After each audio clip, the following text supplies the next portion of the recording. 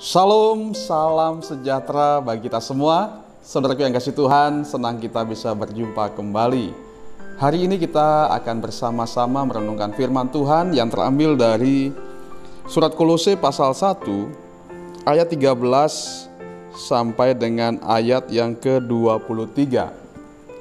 Saya akan membacakan ayat yang ke-13 sampai 14. Nanti selanjutnya kita akan baca saat ayat-ayat itu akan dikupas, ya. Demikian bunyi firman Tuhan. Ia telah melepaskan kita dari kuasa kegelapan dan memindahkan kita ke dalam kerajaan anaknya yang kekasih.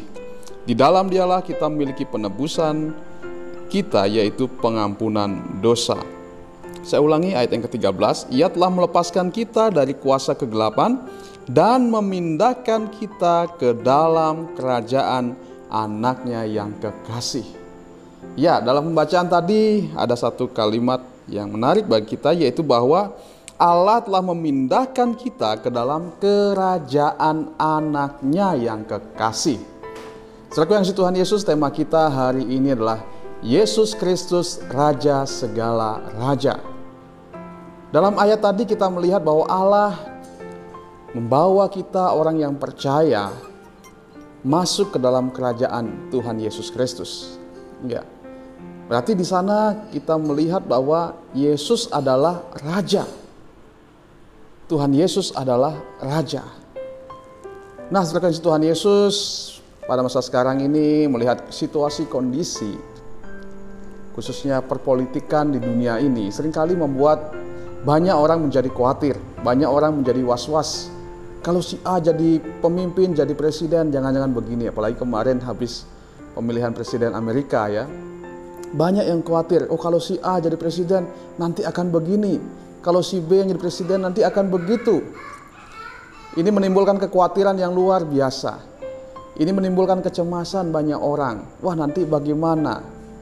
Akan jadi seperti apa? Ya juga di tengah-tengah negara kita.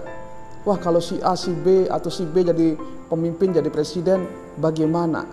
Ya, dari dulu terjadi berbagai kecemasan. Namun dalam perjalanan kecemasan itu tidak terbukti ternyata. Ya. Mengapa bisa demikian? Karena di atas segala pemimpin itu ada Raja segala Raja. Dialah Yesus Kristus. Bagaimana kita bisa tahu bahwa Yesus berkuasa atas kerajaan-kerajaan yang dalam dunia ini? Bagaimana Yesus bisa ikut campur tangan dalam perpolitikan di dunia ini? Mari kita lihat tentang Yesus Kristus sebagai Raja. Bagaimanakah ia menjadi seorang Raja? Mari kita lihat yang pertama dalam ayat yang ke-15 dikatakan, ia adalah gambar Allah yang tidak kelihatan, yang sulung lebih utama dari segala yang diciptakan. Ia adalah gambar Allah yang tidak kelihatan. Kita semua percaya bahwa Allah adalah roh. Sebagai roh kita tidak bisa melihat Allah. Dia bagaikan angin yang tidak kelihatan. Tetapi kita bisa mengenal Allah, kita bisa melihat Allah, kita bisa memahami Allah adalah melalui Yesus Kristus. Yesus Kristus adalah Allah yang menjelma menjadi manusia. Jadi segala hal tentang Yesus itu berbicara tentang Allah.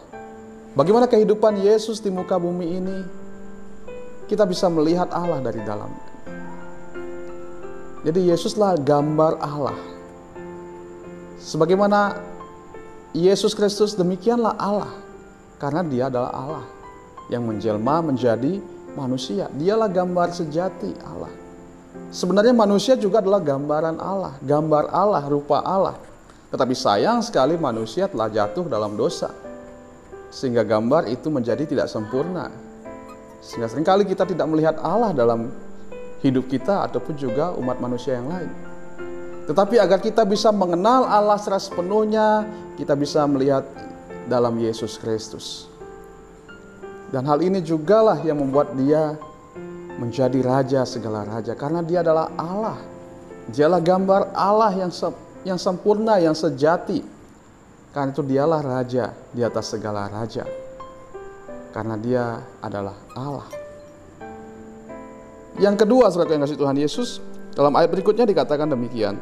Karena di dalam Dialah telah diciptakan segala sesuatu yang ada di sorga dan yang ada di bumi, yang kelihatan dan yang tidak kelihatan, baik singgasana maupun kerajaan, baik pemerintah maupun penguasa. Segala sesuatu diciptakan oleh Dia dan untuk Dia. Yang ini yang saya maksudkan tadi, bahwa Yesus bekerja di tengah-tengah perpolitikan dunia manapun, baik dunia yang kelihatan ini maupun dunia yang tidak kelihatan. Dunia yang kelihatan ini jelas maksud saya bahwa Tuhan Yesus berkuasa atas setiap bangsa, atas setiap pemerintah-pemerintah, bahkan pemerintah-pemerintah yang tidak kenal Yesus. Yesus juga berkuasa atasnya, karena semua yang ada di muka bumi ini diciptakan di dalam Yesus Kristus. Sebagaimana juga dikatakan oleh Rasul Yohanes, semua yang ada dalam dunia ini diciptakan oleh Dia. Ada beberapa ayat lain juga yang menyatakan bahwa Yesus Kristus adalah Sang Pencipta. Jadi semua diciptakan di dalam Yesus. Jadi semua yang ada, baik manusianya, baik bumi dan sebagainya dan seisinya, semua diciptakan di dalam Yesus. Bahkan kemudian berkembang menjadi kerajaan-kerajaan, berkembang menjadi bangsa-bangsa, muncul pemerintah-pemerintahan, semua ada dalam kendali Tuhan Yesus. Sebab Dia adalah Raja di atas segala raja. Bukti nyata kita bisa melihat dalam Perjanjian Lama, ya. Ingat ketika kita berbicara tentang Nehemia. Nehemia waktu itu sedang mengalami masalah yang besar, di mana penduduk Yerusalem sedang dalam kesulitan karena tembok Yerusalem terbongkar. Nehemia waktu itu menjadi seorang juru minuman raja. Tetapi ketika Nehemia berdoa minta pertolongan Tuhan supaya raja waktu itu mengabulkan permintaannya, mengizinkan dia pulang untuk memperbaiki keadaan di tengah-tengah bangsanya, hal luar biasa terjadi. Raja bukan saja mengabulkan permintaan Nehemia, tetapi bahkan mendukung dengan berbagai hal sehingga apa yang menjadi niat Nehemia bisa tercapai. Wah, itu satu hal yang luar biasa, bagaimana Allah mampu menjamah hati seorang pemimpin, hati seorang raja. Demikian juga dengan raja-raja yang lain, misalnya Firaun di Mesir ketika zaman Yusuf. Bagaimana Allah bekerja, Firaun bermimpi dan tidak ada seorang pun bisa menjelaskan arti mimpinya. Tapi ketika Yusuf tampil dan dia meminta pertolongan Tuhan, dan ternyata memang benar, mimpi itu berasal dari Tuhan. Sehingga kemudian melalui Yusuf diterangkan arti mimpi itu, dan benar saja apa yang dikatakan oleh Yusuf itu benar terjadi. 7 tahun masa kelimpahan, 7 tahun masa kelaparan. Dan kita bisa melihat di sana bagaimana Allah turut campur tangan di dalam kerajaan Mesir yang hebat itu. Di zaman itu Mesir adalah negara yang terkuat, negara adidaya. Tetapi Allah yang Maha Kuasa dalam Yesus Kristus berkuasa atasnya. Dan juga ketika umat Israel menjadi budak di negeri Mesir, kita melihat di sana bahwa Allah berkuasa membebaskan mereka meskipun bangsa Israel sangat lemah, jumlah mereka sedikit, kemampuan mereka terbatas. Tetapi oleh tangan Allah yang kuat dikatakan mereka bisa keluar dari tanah Mesir, dari perbudakan itu. Itu semua adalah campur tangan Tuhan atas bangsa-bangsa. Dan kita percaya sampai hari ini juga tangan Tuhan itu berkuasa atas bangsa-bangsa. Sehingga kita tidak perlu cemas. Tugas kita adalah mendoakan bangsa kita agar sejahtera. Mendoakan pulau kita di mana kita tinggal agar sejahtera. Tetapi masalah politik di dalamnya kita percaya Tuhan sanggup mengubah segala sesuatu. Bahkan mengubah hati seorang pemimpin sekalipun. Seperti halnya raja-raja di masa yang lampau. Dan tidak hanya dia berkuasa pada kerajaan-kerajaan yang kelihatan. Pada kerajaan-kerajaan tidak kelihatan pun Allah berkuasa. Misalnya kerajaan iblis tentunya. Allah berkuasa atas semua itu. Sehingga kita tidak perlu gentar akan kuasa-kuasa setan, akan kuasa-kuasa iblis. Bahkan rajanya sekalipun kita tidak perlu takut. Karena Yesus lebih berkuasa dari semuanya itu. Ingat kasus Legion. Legion dirasuk banyak setan, ribuan setan ada dalam orang itu. Ketika Yesus tampil, setan-setan yang ada dalam orang itu menjadi takut. Dan mereka lari meninggalkan orang itu. Sehingga orang itu bisa dibebaskan. Di situ kita melihat bahwa kuasa Yesus lebih dari segala kuasa setan manapun. Jadi kita percaya bahwa baik yang kelihatan maupun yang tidak kelihatan, Tuhan berkuasa. Bahkan tidak hanya yang di muka bumi ini. Bahkan dikatakan tadi bahwa di sorga pun Ia yang berkuasa. Karena Dia adalah Raja di atas segala raja. Selanjutnya, saudara yang kasih Tuhan Yesus, dalam ayat yang ke-17, Ia ada terlebih dahulu dari segala sesuatu, dan segala sesuatu ada di dalam Dia. Dia ada terlebih dahulu, Dia adalah Allah yang kekal. Dan di dalam Dia ada segala sesuatu. Jadi segala sesuatu ini ada dalam Tuhan. Tuhan yang berkuasa. Semua dalam topangan Tuhan Yesus. Jadi Yesuslah yang menopang semua yang ada ini. Karena ada di dalam Dia. Dialah yang mengatur. Bahkan mengatur hidup kita. Meskipun kita kecil mungkin dalam pemandangan Tuhan, tapi Tuhanlah yang mengatur kehidupan kita. Sehingga apapun yang sedang terjadi pada masa sekarang ini, termasuk pandemi corona yang menakutkan ini, kita juga tidak perlu cemas, tidak perlu takut, tidak perlu khawatir. Karena kita tahu bahwa Yesus Kristus adalah Raja yang berkuasa, yang mengatur segala sesuatu. Jangankan pribadi kita, kerajaan-kerajaan pun Ia yang mengatur. Segala sesuatu yang terjadi tidak lepas dari seizin Tuhan. Ya, semua bisa ada sampai hari ini seperti sekarang ini.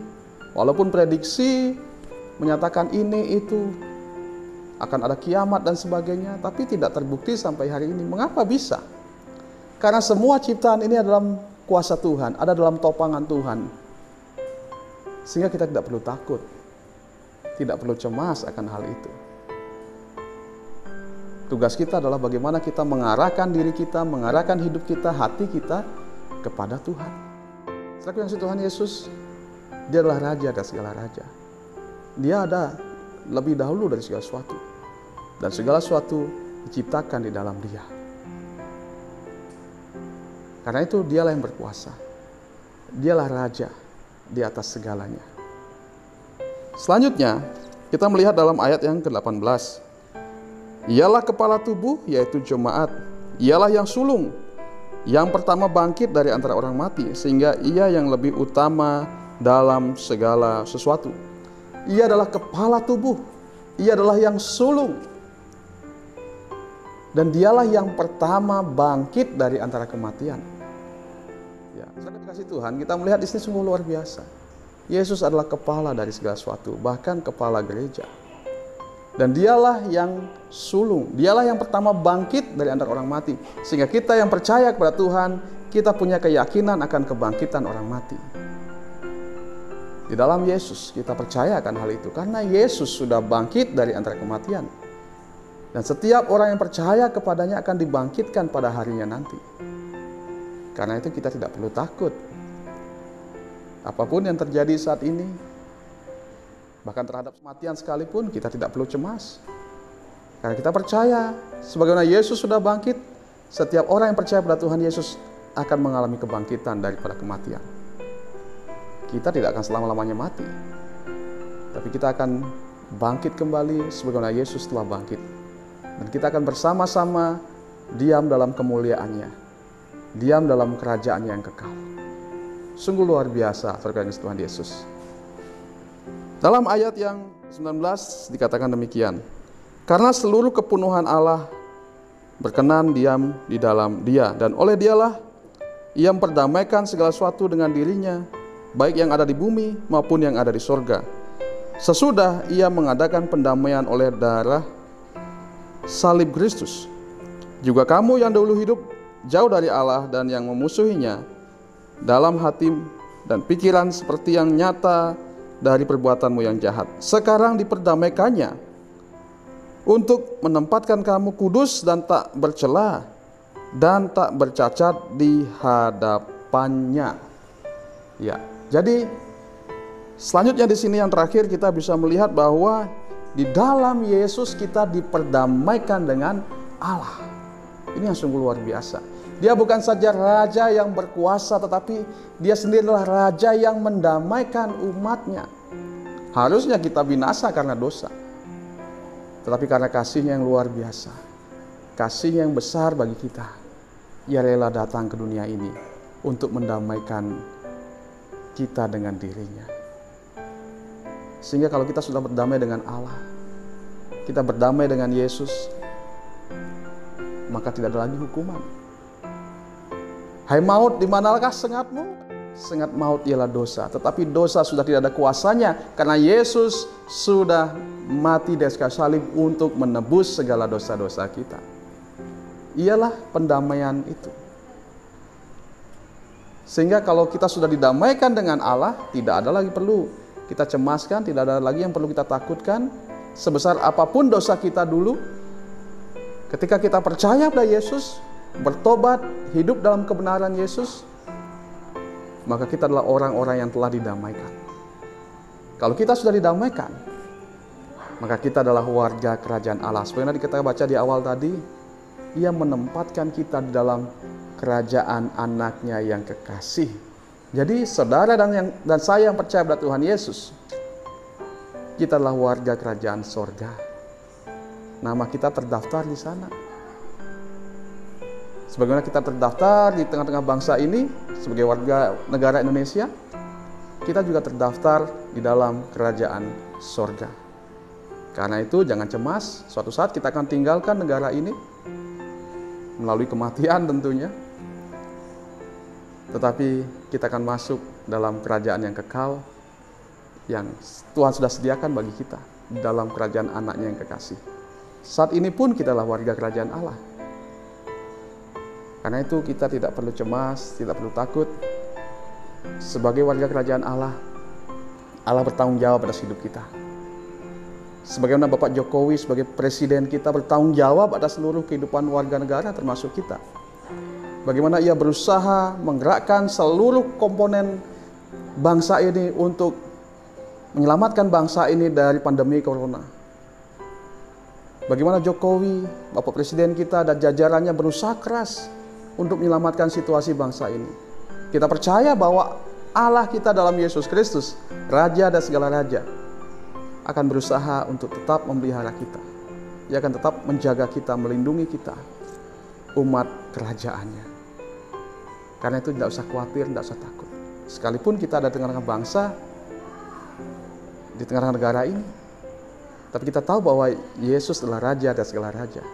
Dia berkuasa atas bangsa kita. Dan Dia memegang kendali dimanapun kita berada. Karena semua bangsa, semua kerajaan, semua pemerintahan, baik dulu, sekarang, bahkan sampai selama-lamanya, semua ada di dalam Dia. Karena Dialah yang menciptakan semuanya ini. Karena itu kita tetap teguh, tetap kuat, tetap kokoh di dalam Tuhan. Saudaraku yang kasih Tuhan, melalui firman Tuhan hari ini, mari kita teguhkan hati kita kuatkan hati kita, bahwa di dalam Yesus, kita mempercayai bahwa Allah kita dalam Yesus Kristus adalah Raja di atas segala Raja. Sehingga kita tidak perlu cemas. Apapun situasinya saat ini, apapun keadaan politiknya saat ini, kita tahu bahwa Tuhan sanggup mengendalikan. Asal kita tetap setia. Asal kita tetap berharap kepada Tuhan, mengandalkan Tuhan. Sebagaimana Daniel, ia mengandalkan Tuhan dalam hidupnya. Meskipun ia sendiri atau hanya berapa orang saja di kerajaan Media Persia. Tetapi di sana Tuhan membela dia dengan luar biasa. Daniel dibebaskan dari gua singa. Sadrak, Mesak, Abednego dibebaskan dari perapian yang menyala-nyala. Karena Yesus, karena Allah kita di dalam Yesus Kristus adalah Raja dan segala Raja. Ia berkuasa atas semua kerajaan. Sehingga kita tidak perlu cemas dimanapun kita berada. Sekalipun mungkin kita minoritas, tapi kita tahu bahwa bangsa ini, dunia ini, ada dalam kendali Yesus Kristus, Sang Raja di atas segala raja. Kiranya firman ini menguatkan hati kita dan memberkati kita. Tetap semangat, tetap kuat dalam Tuhan. Minggu depan kita akan belajar bagaimana kita harusnya hidup sebagai warga kerajaan Allah, sebagaimana warga kerajaan sorga. Tuhan Yesus memberkati kita semua. Sampai jumpa dalam pemberitaan firman berikutnya. Amin.